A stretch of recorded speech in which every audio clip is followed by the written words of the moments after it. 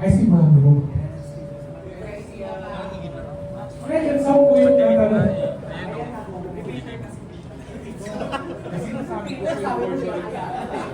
Ayun pa, nadagdagan pa sa Nevelis. Okay, anyway. My question is a similar theme. It is the word risk. May risk yung pagsali nyo this year. Iba-iba nga lang yung level of risk. King Dale, he was first runner-up last year. So it's a risk for him to return this year. Si Dre, you have the biggest risk, I know. Hindi na namin kailangan paliwanag sa media, wala naman nila. Lloyd, the risk, you're a successful businessman and you're coming back for the second time. Fourth time, tayo mo pa si Pia Words ka. Oo. And for the rest, bumalik din kayo. Maybe for the second, for the third. So the question is, what are you risking this year in order to achieve the dream of winning Mr. Gay World Philippines?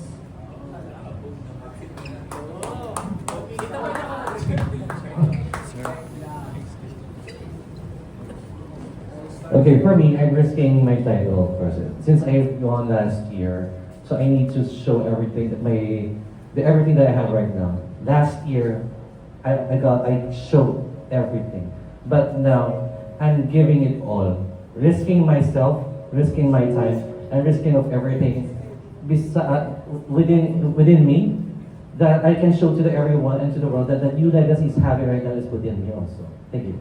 Papa, training ka eh.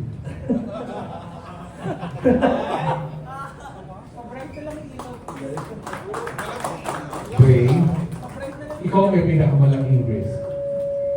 Wow. First of all, thank you for being here. Thank you for making time, everybody. Wow. It is so hard. It is so hard looking over my shoulders for the past years. You know, thinking what anybody's thinking about me, and having a hard time being my true self. You know, in a male-dominated. Wow. You know, last year I have realized that in a male-dominated pageantry scene, I have excelled, and I have like my solid supporters loving me until now. And I guess the biggest risk is my career. Po, hindi mahirap na, sobrang hirap na ibigay yung buong pagkatao sa platform na to. But at the same time, alam ko po na dahil naging totoo ako, mas ma-attract ko yung mga projects and yung mga bagay na para sa akin. At the end of the day po, kapag ka tumanda tayo, did you live your life happy? And right now, I'm starting to live my life po. Salamat po. Napapanood ko lang yung pelikula mo last night. Oo, hindi ko na makikita ko pala siya ngayon. Lloyd, ikaw. Good evening, everyone. I'm risking my all. For 3 consecutive years, I won first runner-up of Mr. Gay World 2022, 23, 24. I chose marriage on the last year that I joined. Marriage is completely unacceptable in our country. Standing here today, I wanted to showcase to the world, to the Filipino people, that we are capable, that we can go farther, that we cannot be scared anymore. We can go for it. I had celebrated it with the love of my life. I have found the liberty of telling everybody, this is my husband, this is my business, this is my life. And now, this is my time. It is my fate.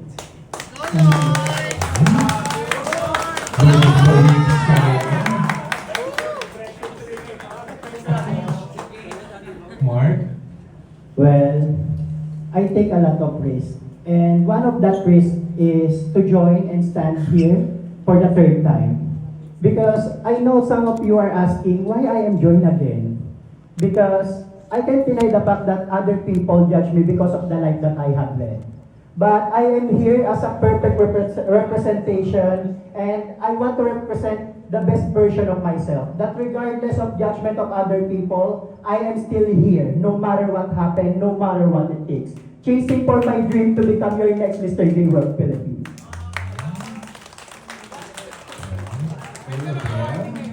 Alright, so thank you so much for choosing me to give this spot to tell you what I have risked for the second time around. To be honest, I ended up as one of the semi-finalists last year, top 12.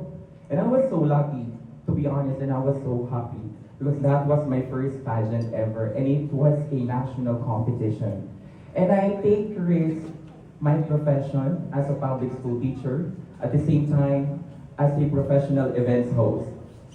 As a professional events host, because I need to sacrifice all the events that I will cater from June 4 to June 26. But then again, since I love our community, and as I have mentioned earlier during my introduction, I have a strong commitment to make our community struggles visible to those people who have the power to support us. I am here standing again in front of you for the second time. And I realize that our community, the Gayman community, is not yet 100% visible. That is why I am here. And it's not, or we cannot achieve the visibility in just one attempt. It takes consistency, persistence, and of course, people who refuse it to quit. And as a public school teacher, I take risks because if you are a teacher, you should be a role model. And we all know in every competition, there is a swimmer competition. But that is one thing that I want to inculcate in the heart and in the mind of every one of us, that wearing swimmer in a pageant competition is not ruin my profession, but that how show my courage to show you that I can do it for the benefit of others. And in relation with the statement of our reigning second runner-up, Mr. Gay World Philippines 2025, Justin Manlapas, I considered myself as breadwinner. That's why I am taking risk po yung ipoprovide kong money for my family. But then again, like what I said, I love our community and I want to be one of the voices to uplift the Gayman community. So paano? Teacher ka nga. Teacher ka nga. Diba? Thank you, Tito Norms, for including me to be asked. Pangarap ko lang to before, matanong ng isang Norman Tino. So, ngayon dead man ako sa risk. Sorry. Now, seriously, someone who joins this competition for the fourth time around, I think coming back and having that possibility not to win again is actually a risk of my reputation and my dignity sa totoong buhay lang. Because a lot of people have been asking me, what keeps you coming back to this particular competition? And you know what? Ang tanging sagot ko lamang po sa kanila, mahalagang makita nila tayo. Because I believe Mr. Gay World Philippines is not just a competition for those good-looking gay male, those with conventional, beautiful body physiques. And I think now more than ever, this particular platform is actually a platform para bigyang pugay ang iba't ibang klase ng mukha at karanasan ng Filipino gay community. So that's actually my realization and that's the reason why I have given my all to come back here for the fourth time around. Yun lang po. Wala ka bang masasabi, Catherine? Alam mo, I love you, Manlanso.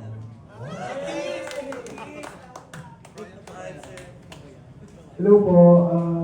Gusto ko din po ulit magpakilala. I'm Jess McFardo from Nueva Ecija. And very thankful ako kasi last time na sumali ako, never po ako nag-interview ng media.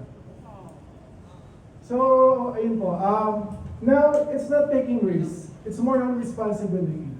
Because this time, in-appoint po ako ni Sir Don Gerald Santos from Nueva Ecija, the owner of Mr. Nueva Ecija, because kailangan ng representative na gay man na mabuting ehemplo. Lalo na po sa probinsya namin. Kasi up until now, marami pa rin takot lumabas. Marami pa rin takot mag-out. Kaya most of them sumasali sa, wala namang mali, sumasali sa mga male pageants and all.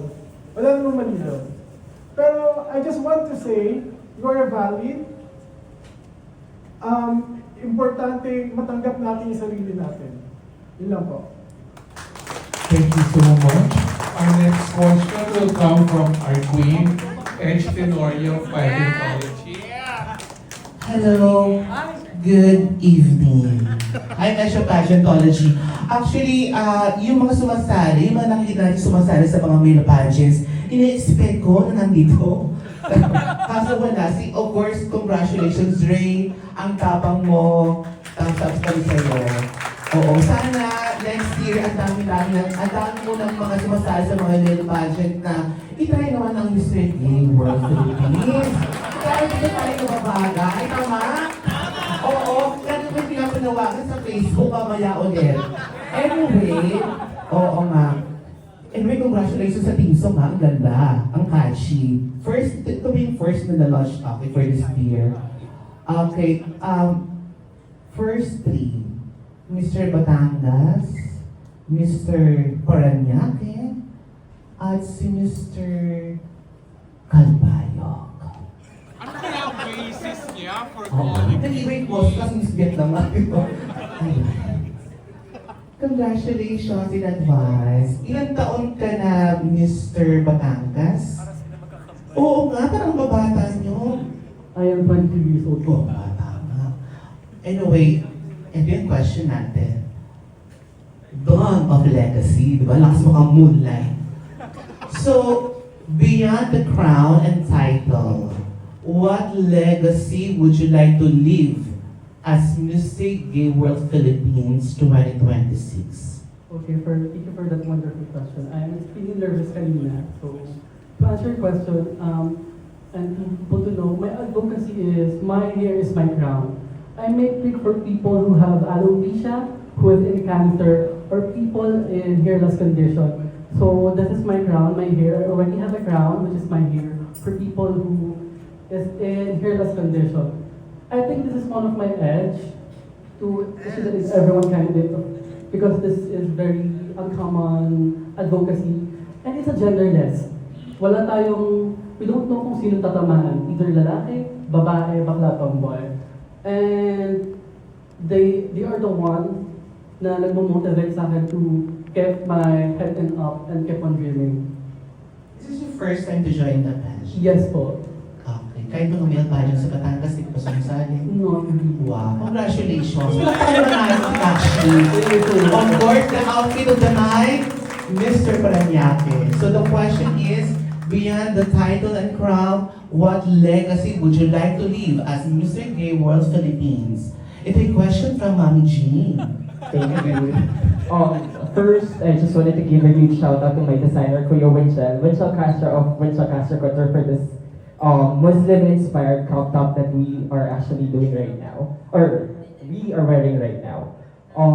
If I were given a chance to be crowned as Mr. Gay World 2026, I think that the legacy that I wanted to build for Mr. Gay World is just a redefining of what beauty with a purpose, or ginoo, or maybe gay with a purpose really means. We always see, or we always heard the word advocacy. We are always being asked as to what their advocacy is. And it's very easy as ABC to say that my advocacy is this and is that, and this is what I'm doing. But are you really doing that advocacy? Are you taking the initiative to do that? Are you doing, or are you leading the step in order for that advocacy to turn into a vision and a change that the community and the society needs? And if I would be given an opportunity to be that person, I would not only step forward, but I would take the lead together with this individual, this talented group of people, to make sure that our legacy, not just my voice, but each and every one of us, will be amplified loud enough for each and every one to hear, not just from these four corners of the room, but within the globe itself. And if we can, we will be able to build a world where we will be able to accept each and every one of us without having to sacrifice a characteristic for our authenticity and belongingness. Ay, tumay! Thank you. Presentation pala, pero parang finals na. Chokera! Thank you. Nakukita ko sa'yo, may kumukha kayong skater, tsaka yung boyfriend, yung ex-boyfriend ni Lars. Anyway, yeah, cute ka in fairness. Oo. Pero she ba yan? Anyway, Okay, yung question is... Same question? Hindi. The same question, of course. Anong legacy ang gusto mong ma-imprint or, iwan as Mr. Gay World Philippines 2026? If I'll be given a chance to win the title, I want it to be remembered as someone who loves taking risks. In connection to a question a while ago, let me be clear that taking risks is not a bad thing. Sometimes it's being used as an instrument to unleash someone's potential. And that is the reason that I am here. I wanted to encourage people to go out there, try things, because you'll never know unless you try. So go out there, take chances, learn from your mistake, and making mistake is okay, just don't make it a habit. So I wanted to be remembered as a person, who's who likes taking risks and learning from it. Thank you so much. Thank you so much. Mga Pichakera, congratulations in advance. Sir Wayne, congratulations and good luck sa finals. And now next, ang ating Mr. Bear. Asa si Sir Noli Berrioso? I am here, oh my God. Mr. Bear, 1986. But before that, we would like to acknowledge the presence from ABS-CBN News, Mr. MJ Belipe.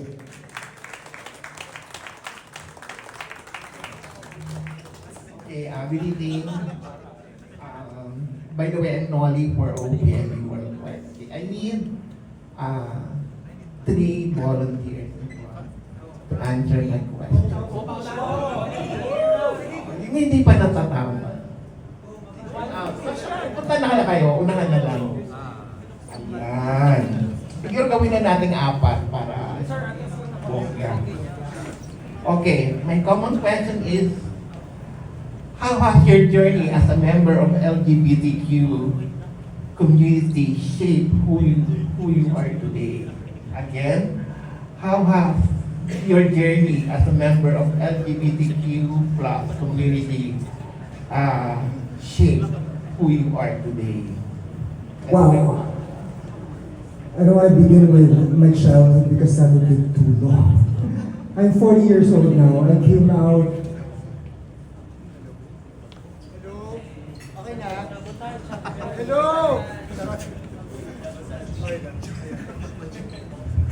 Hello, okay na. Okay. So I came out in 2018 publicly, and during that time it was tough a little bit because there was a rift between me and my dad, and I really admire my dad. He's a really good dad, but there was a rift because he couldn't accept me as his gay son. I was his eldest also. It took a long time for him. It took a long time for him to accept it. But when he did, he became my biggest ally. And what I learned there is that our coming out journeys, our journeys towards acceptance, run parallel to the journeys of our loved ones. That was the biggest takeaway for me in my whole journey as a queer guy, as a queer person. That sometimes we really just have to we continue living our authentic selves. We continue living our truths. We continue inspiring people with our stories because eventually they will come to understand that our stories aren't all that different. Eventually they'll come to understand that our experiences are shared. And perhaps like my dad, they'd also raise our flag high. Thank you.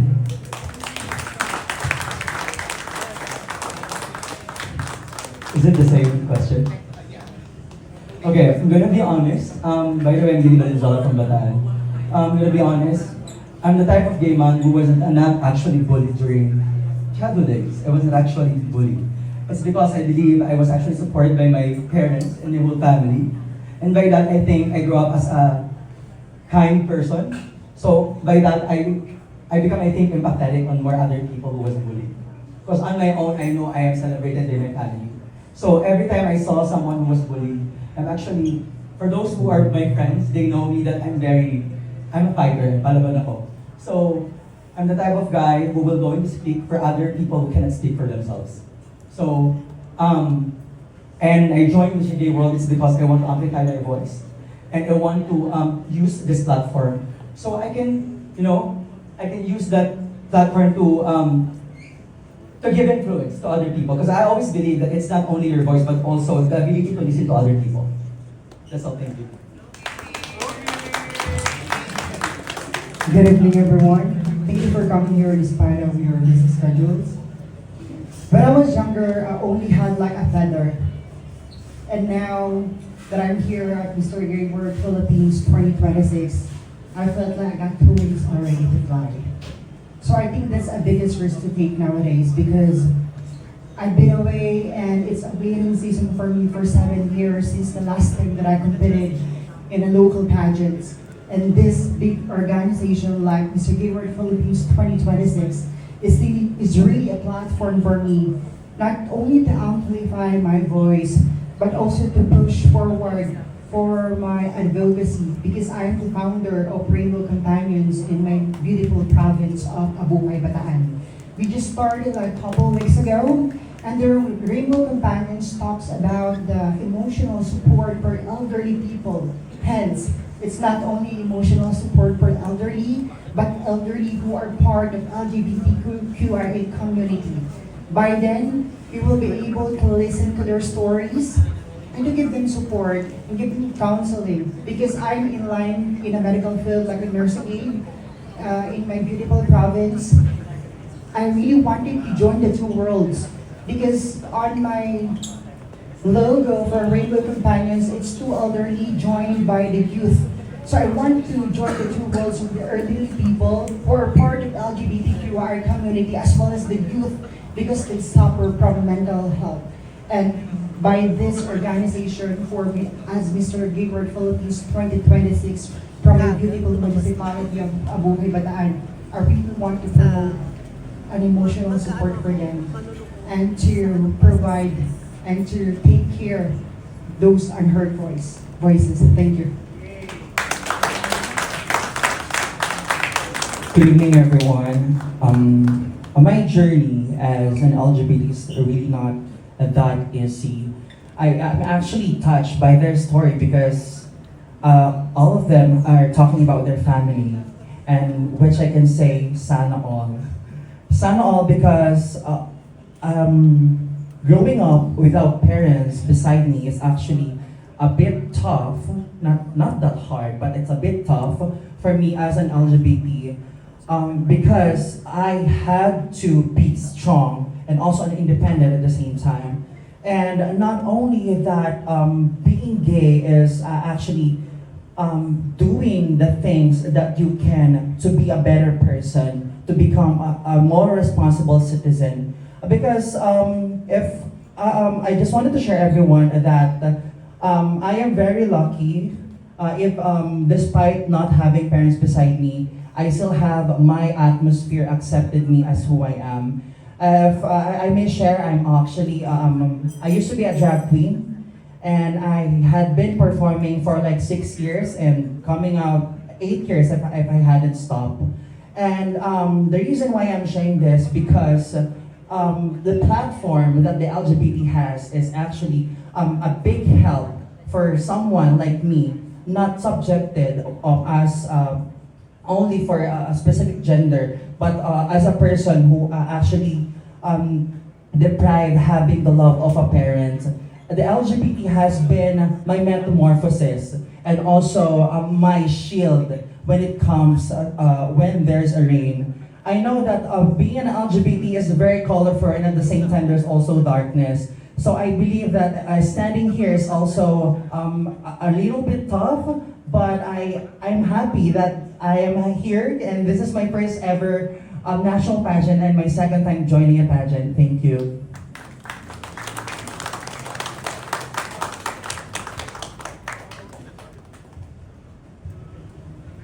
Thank you so much. And the last 3 questions coming from our media press. Hi everyone, good evening. just talk a second. I would like to ask for Cebu Province, Quezon City,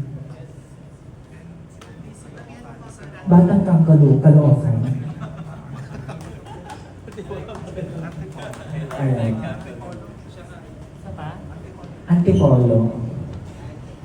Ayan.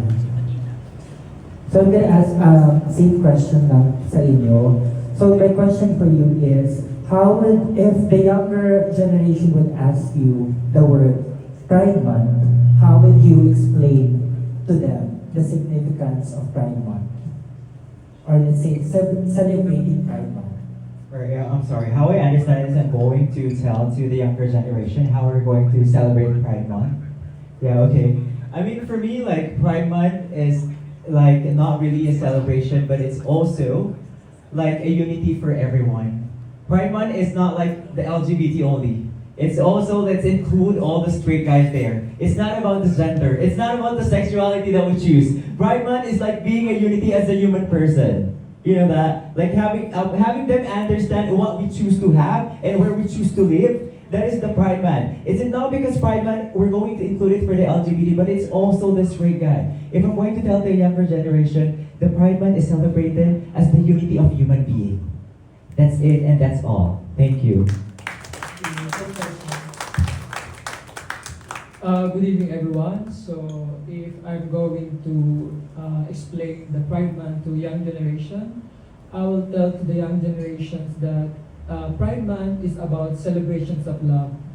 It's a celebrations of equality and an equal opportunity for us, regardless about our genders, our circumstances, and our backgrounds.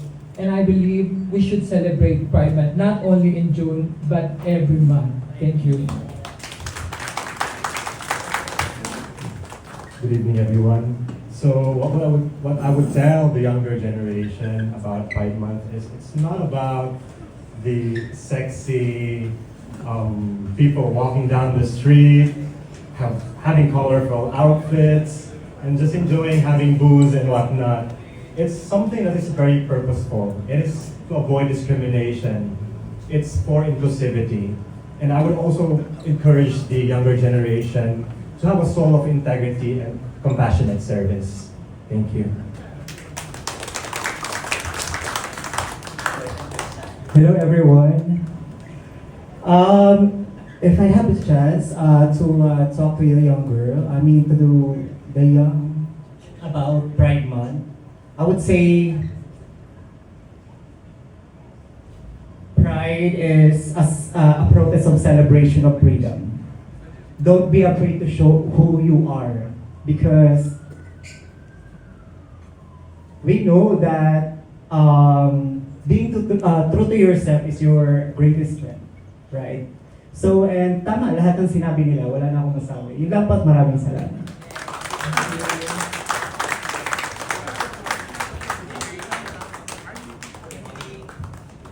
Last two questions.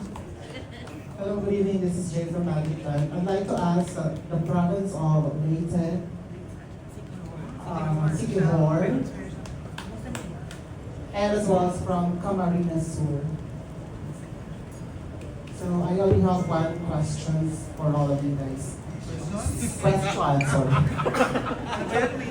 Alright, my question is, what's the hardest part of being a gay? What's the hardest part of being a gay? Well, for me, being able to have a lot of criticism right now, I don't think that being gay is the hardest part of your life.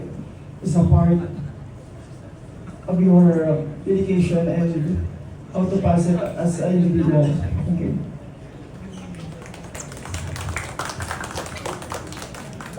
Thank you, Big Newton.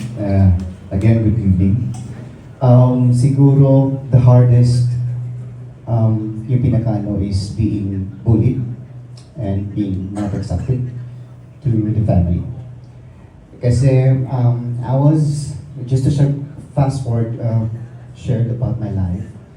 Hindi ako tanggap ng dad for 18 years. And I was kicked out sa house namin for 10 years.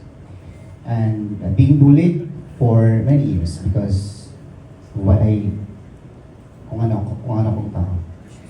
But it doesn't mean, it doesn't stop me. Because I feel in myself na dapat magpapakatotoo ka. Kasi kung hindi ka if you're not true to yourself, eh walang mangyayari sa buhay mo. So dapat magpapakatotoo ka. Kasi wala namang masama kung ikaw ay ginagawa mo yung tama at walang inapatang tao. And just to share it with you, naging okay kami ng dad ko after nung COVID. Doon pa niya ako pinunta. And the next day, so really hard for 18 years. So that's it. Thank you, Ugmayong Gabi and Mindanao.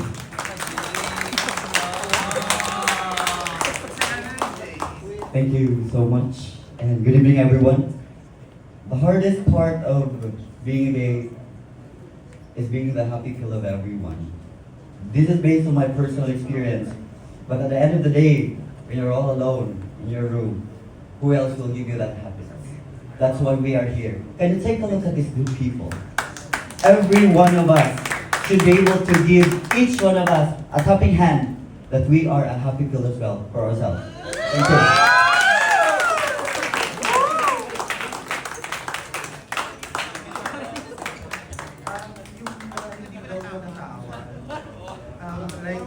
Forward na like Manila and other candidates. Gagawin natin 30 seconds lang. Para practice na to. So, by the way, my name is Uyal, handling for the Philippines on Instagram and Facebook. So,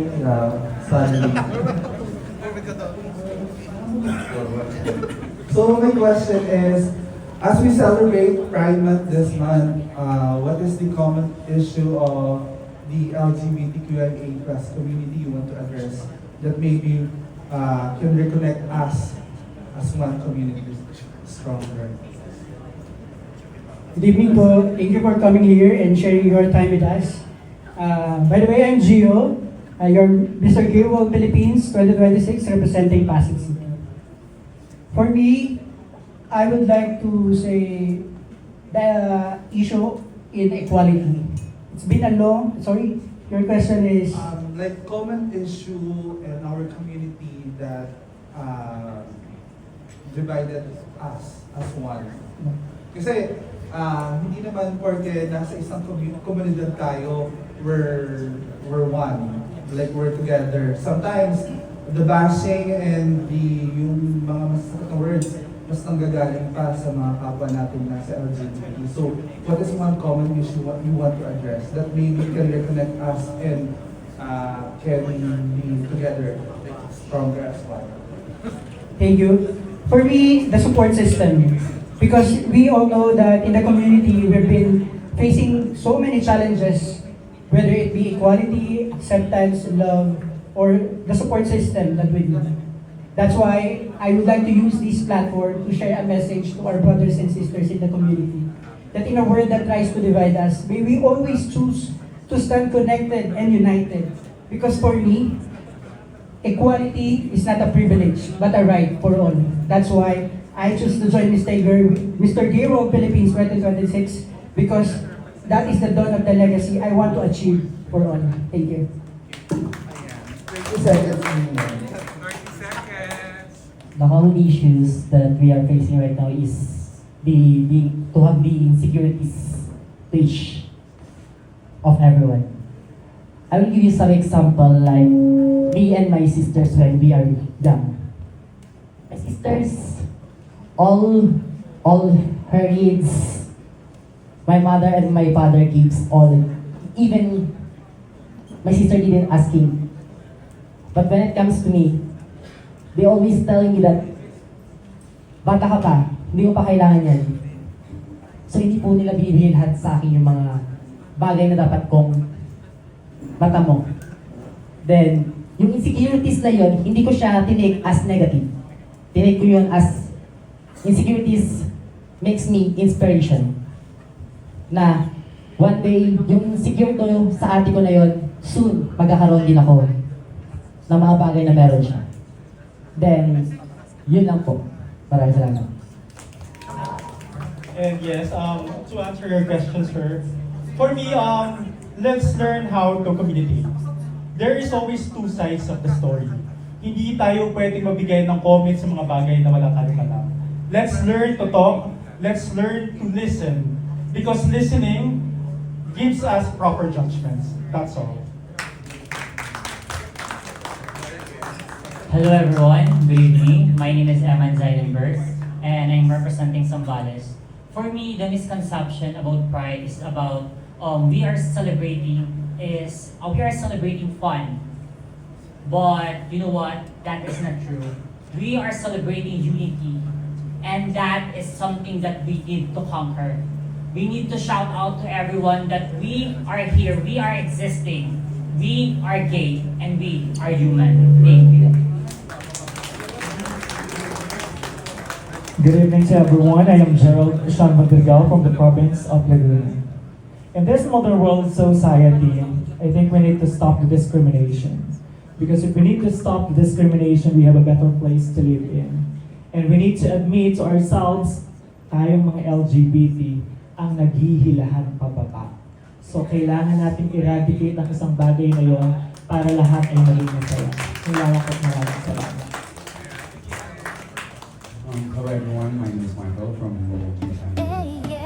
Actually, I'm a father. I'm a father of an LGBT, she's a transgender. She's a transgender. And she asked me, because she is 17 years old right now, and she asked me, hindi niya lang nakikita yung sarili niya na nakapagtalo. Hindi niya nakikita yung sarili niya na suotin ng lalaki.